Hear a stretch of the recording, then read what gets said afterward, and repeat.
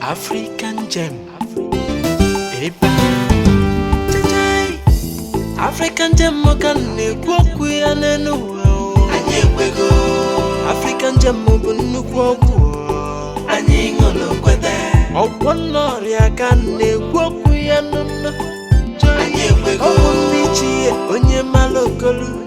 Ifa fona bike ana.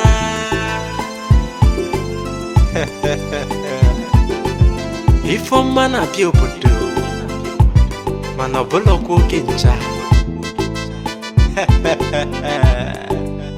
Jay, African gem no no. Hey, ogwa no.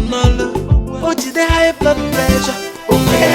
Diabetes inko. Osoya. Double cross osa. Yana stomach pain. Osoya. Ojide menstrual pain. Na skin disorder. Osoya. The piling of fibroid. Cholesterol and indigestion. Osoya bono solo ya bulu. African gem mudenu yenen. Osoya.